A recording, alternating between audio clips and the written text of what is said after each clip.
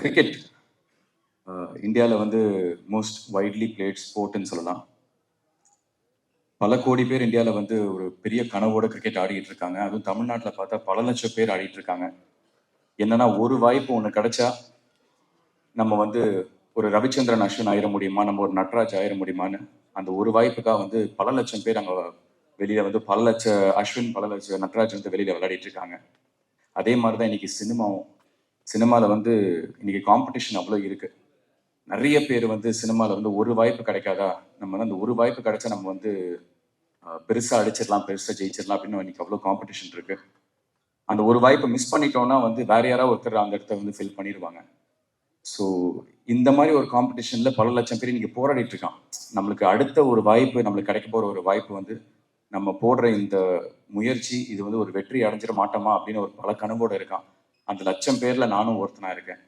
இன்னாரோட பையன், அவரோட பாக்யராஜ் சார் பையன், அந்த மாதிரி இவருக்கு எல்லாமே ஈஸி, அதெல்லாம் தூக்கி போட்டுருங்க. அந்த பல லட்சம் பேருக்கு என்ன கனவு இருக்கோ அதே கனவோட தான் நானும் இருக்கேன். அந்த கனவு இது எனக்கு ஒரு வெற்றி அடையுமா அப்படிங்கிறது எனக்கு வந்து ப்ளூ ஸ்டார் டெஃபினட்டா எனக்கு நான் நிரூபிக்கும்னு ரொம்ப ஸ்ட்ராங்கா நான் நம்புறேன்.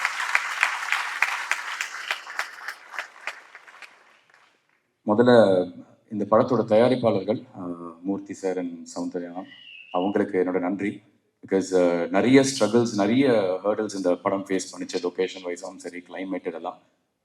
பொதுவாக வந்து ஒரு ரஞ்சித்னா மாதிரி வந்து ஒரு ஒரு எக்ஸ்பீரியன்ஸான ஒரு ப்ரொடியூசர், அவங்க வந்து இதை ரொம்ப ஈஸியாக அதை ஹேண்டில் பண்ணுவாங்க. பட் புது ப்ரொடியூசர்ஸ்லாம் வந்து பயந்துருவாங்க.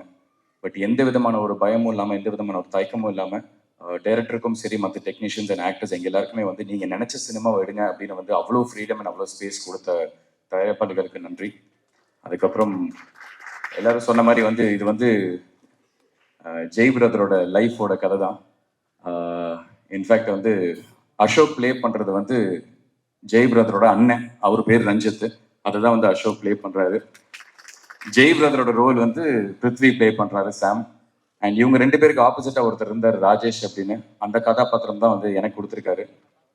எனக்கு என்னன்னா வந்து இது 1998 நடக்கிற ஒரு கதை, அரக்கோணம் பேக்ட்ராப்.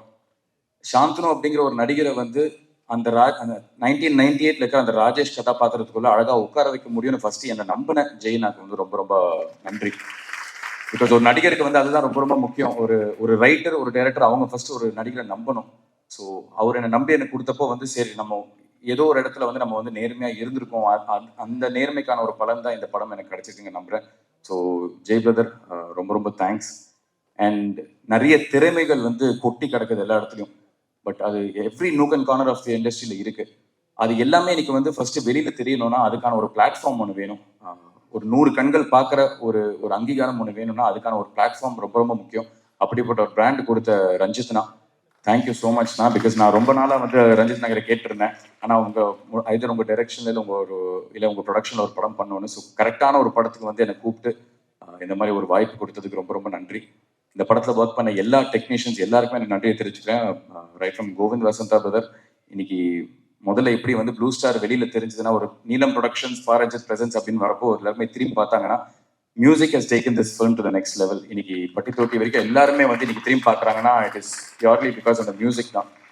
ஸோ உங்களுக்கு என்னோட நன்றி. எனக்கு படத்தில் ஒர்க் பண்ண எல்லா டெக்னீஷியன்ஸ், ஆக்டர்ஸ் எல்லாருக்குமே. நான் ஒருத்தராக தனித்தனியாக பேர் சொல்ல முடியல, நேரம் கம்மியாக இருக்கு. பட் ரெண்டு பேரை பற்றி நான் முக்கியமாக சொல்லணும், அசோக் அண்ட் பிருத்வி. என்னன்னா வந்து இன்னைக்கு இருக்கிற ஒரு இண்டஸ்ட்ரியில வந்து நிறைய போட்டி, பொறாமை, ஈகோ, இந்த மாதிரி வந்து இது நம்மளுக்கு கண்ணுக்கு தெரிஞ்சே நிறைய இருக்கு.